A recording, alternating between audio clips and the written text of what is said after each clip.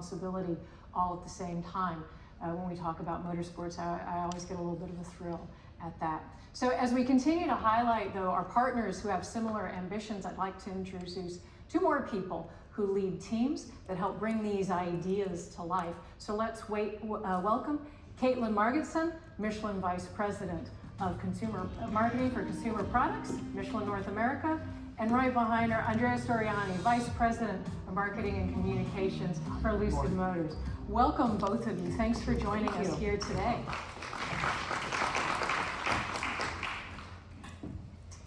So we're having such an interesting conversation about the future of mobility, which focuses so much on this idea of the car park, the vehicle park, electrifying, becoming more sustainable. And we're going to focus really on that electric vehicle part in just a minute. But first, I'd like to start with something else we've been hearing about bubbling through the course of the morning, and that's this topic of material stewardship, of the circular economy, of how we make products more responsible. And Katelyn, for this, I'd like to start with you. Can you talk a little bit about this idea of responsible products?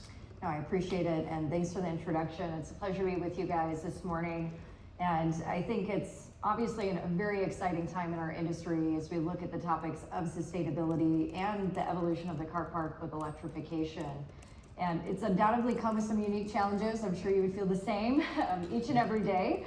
But at the same time, we are certainly prepared for this evolution because of our iterative approach that we take to not only take learnings from different parts of our business, but really applying them across our portfolio. It's really about enhancing product performance, but it's also about the acceleration of their development. And so if we take motorsports, for example, because we're at a racetrack, right? So let's talk. Motorsports is a great example, you guys, where it's an essential means for us in the development of new sustainable solutions. Working in this sector allows us to innovate, it allows us to experiment and also learn in some of the harshest and most extreme conditions, like a racetrack. And so this saves us valuable time in the development and also the application of sustainable materials within our tires. And so it's certainly appropriate to be here with the backdrop. And the video that was presented just now showcases Michelin's 63% renewable and recycled materials racing tire. I know this was mentioned earlier, I think in Alexi's notes as well. But this tire was first introduced at the 100th anniversary of Le Mans in 2023.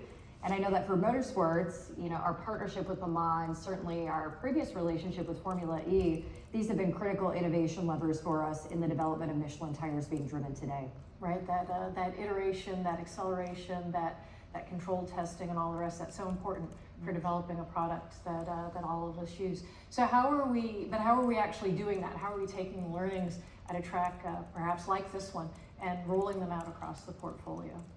So as we think about this, certainly some of these races are taking place in street circuits, which are really exciting to watch. But what this ends up doing is creating environments that are very similar to everyday driving. And so motorsports ends up acting as a research lab for us, which we take, learnings from that.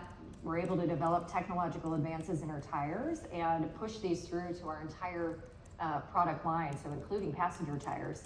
And you've heard the words said plenty of times today, but innovation and product performance, right? We're always pushing the envelope in these areas, and certainly the subject of sustainability. And so we're taking, of course, a 63% racing tire and developing that. But at the same time, later today, you guys will be the first in North America to have a driving experience on a 42% renewable and recycled material tire by Michelin. So it's pretty an exciting time for us as we extend all of these materials across our portfolio.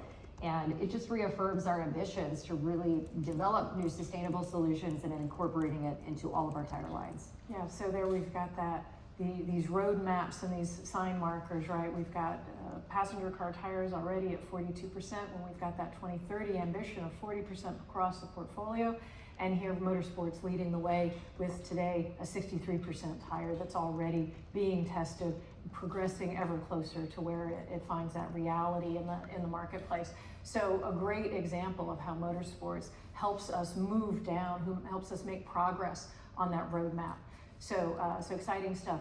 Andrea, looking at you, Lucid Motors has the same type of ambitions as a company, if I understand correctly, that you really want to push the business forward into a leadership position for electric vehicles and beyond. So tell us a little bit about how that's going. Well, absolutely. First of all, thank you for having me and Lucid with you today talking about sustainability. You mentioned racing. At Lucid, we like to race. Usually you race against someone. We race for something because we are racing for the planet. We are racing to preserve the planet and to deliver a better future to our kids, to the next generations. California, we are a California brand. Our headquarters is 60 miles south from here in the Silicon Valley, in the East Bay. And we have the two sides of California. We have the heart and the mind. And the heart is what we bring here in California. What we have is the nature, is the beautiful Napa Valley, is the ocean, is this easy-going lifestyle. But also, being in Silicon Valley, we have the technology, we have the R&D. We believe that not all EVs are born the same. If I can make a simple example, we grew up with mom telling us chocolate is bad, broccoli is good, something like that. And now it's like, oh, EVs are good, ICE cars are bad, which is not always true, because the name of the game, what at Lucid we are really focusing, we want to change the world through technology, is efficiency. Efficiency is the name of the game, is going further with less. And when I say less, I'm talking about mining, batteries, weight, really becoming efficient, because otherwise it's like we say that an internal combustion car says like an incredible mileage, like range, but because it's a bigger fuel tank. And it is the same. Something is reaching exceptional range with 120 kilowatt battery. Something is having the same range with like 200 kilowatt battery. So it's a completely different use of resources and optimization. So through technology, improving our efficiency, improving our performance and our range, this is what we fight and aim to achieve every day. That really resonates with our own material stewardship, right? The importance of being stewards and caretakers of the resources that we use, right? Because among other things, that also makes us more resilient as companies. So really very sensible approach to how we move ahead. So I can understand why we can find a great partner in Lucid Motors. So, and Andrea, but that's my perspective. maybe you can add to the conversation. What do we bring to the partnership for you? Well, I would invite you to look behind you. You see the Air Sapphire, but I'm going to talk about it in a few minutes. I said that we want to lead the efficiency race through technology. At Lucid, we develop pretty much everything internally. 50%, more than 55% of our developers, they write code. We believe in our R&D, in our technology, we try to do everything internally. I'll give you some example. Our traction control access sensor data 40 times faster than the best competition. Our headlights, our light technology is unique to us, was developed internally. Still, you need partners. You can't do everything, and especially for some components, you need to go to get the best. And it's not that you go to a supermarket, hey, you need 3 pounds of tires, 20 pounds of development. You need to work together with a partner. And I use the name intentionally. I didn't say a supplier, I said a partner. I was just talking to David Lickfold. You will meet him on the racetrack. He's one of our head developers. He told me that they spent 18 months together, step by step, since the moment we had the very first Sapphire in developing tires. Because there was a big challenge. So imagine that the car behind you, something that some of your colleagues defined or named the best handling car in the world, period. It has, very easy to remember, 1, 2, 3, 4 horsepower, 1,234 horsepower, more than 1,430 pound-feet of torque. It's massive. So imagine when you need to transfer all that power on the road. So, and there was a challenge how you can really balance the performance and the range, because again, efficiency, what I said before, we have a 427 EPA rated range, which is mind-blowing if you think at the type of performance. So working together, we co-developed the LM1 version of the Michelin Pilot Sport 4S. What makes this tire special? The intersection is low rolling resistance. So if you wanna get the car and just be seen roll on the boulevard, perfect. You will have the efficiency side. The moment you go on the track, the Cap2 compound that is on the external side will develop the grip and the performance you need. So really working together and creating something unique that has efficiency, performance in mind, but kind of brings the best of both companies and both worlds. That's great.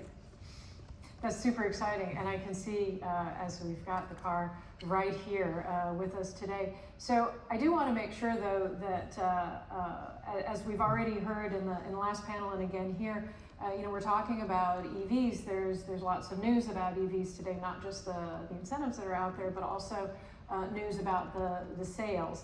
And as Alexei explained in his keynote, we know that there is some doubt about the speed at which the EV transition, the revolution is going to happen. And so I do want to read a couple of points from a recent J.D. Power study, and I'm going to read them just to make sure that I get this down correctly. So according to J.D. Power's study, EV adoption rates have continued to rise steadily, with EV sales now representing 8.6% of the market, so still in the early adopter phase for sure.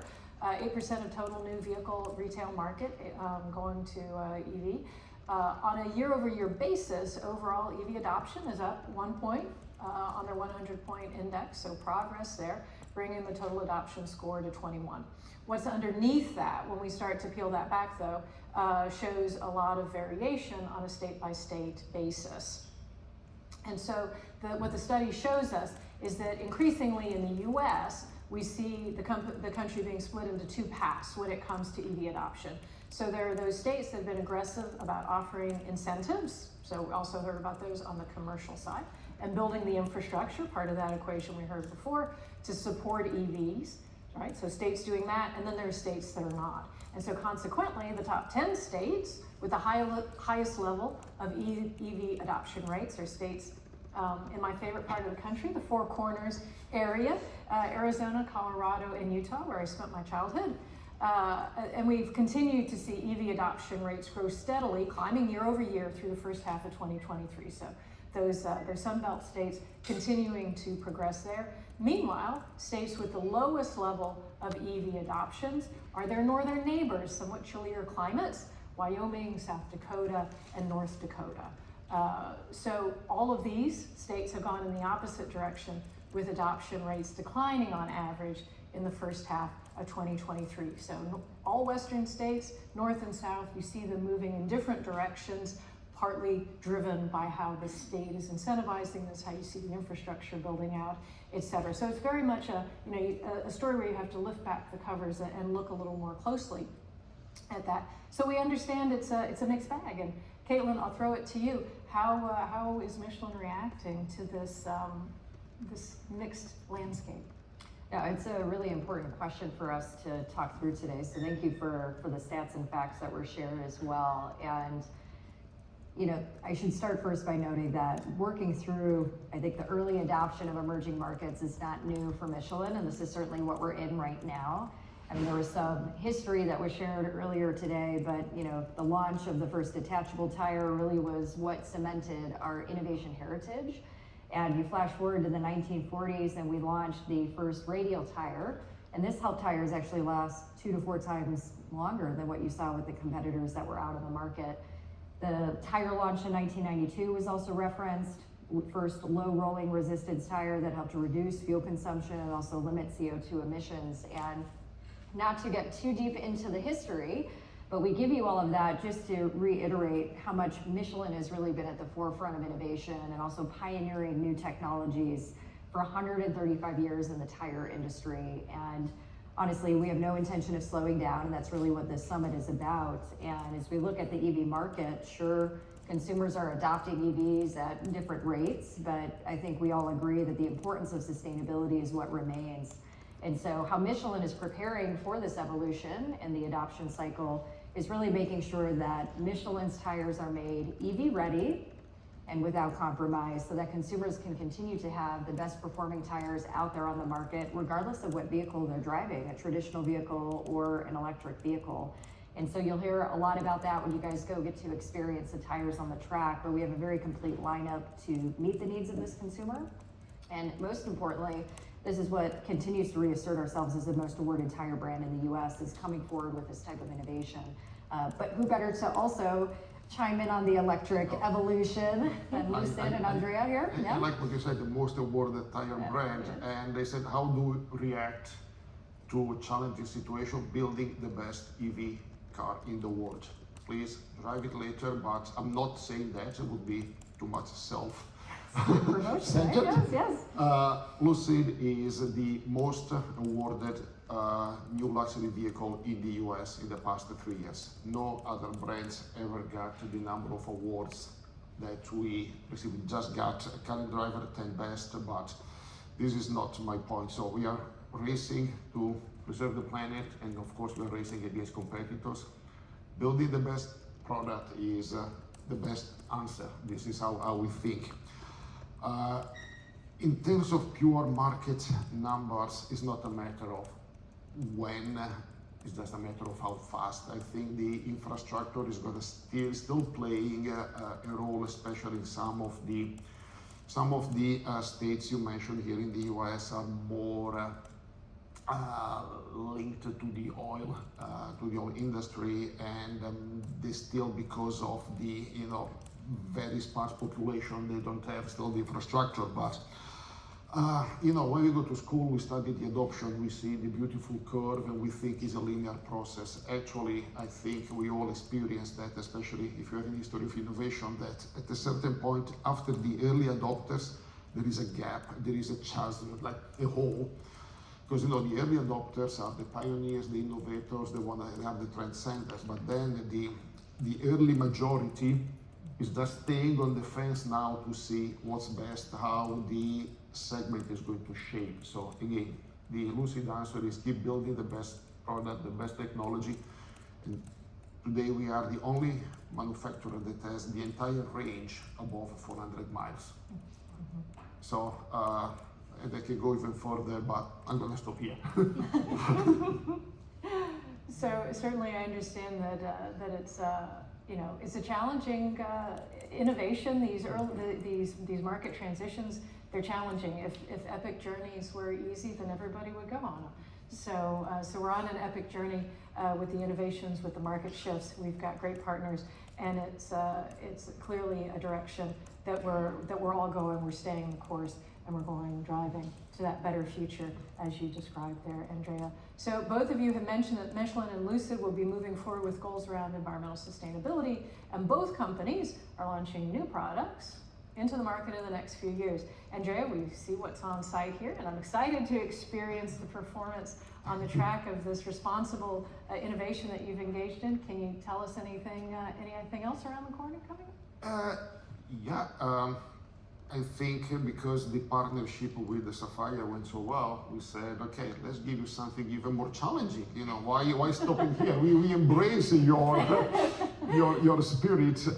We just launched our Gravity SUV, and why is it going to be a challenge? Imagine an SUV that has the performance of an Italian sports car, like 0 to 60 in probably less than 3, 4, 5 seconds. But the cargo space and the living space of over 112 cubic inches, which is like bigger than an American SUV. I need to put some benchmark in context. So what kind of tires they can bring? Also, it's an SUV, so it's not necessarily something aimed for a racetrack. So something that you can drive every day, take the kids to school or go, skiing, something. But eventually, if you want to have what here in the US, the authorities recommend to use an animated a spirited driving. Sorry, Spirited. if you want a spirited driving, is still highly performing. So. Really working together in the development of the tires for gravity that is scheduled to get into production at the end of the year. And in 2 years, we will be launching the mid-size platform, which is going to be another game changer for Lucid. That's exciting. So I think we brought a video with us. Do we have a video to see about? That's marketing. We have videos. That's right. This is what marketing does. Let's see that now.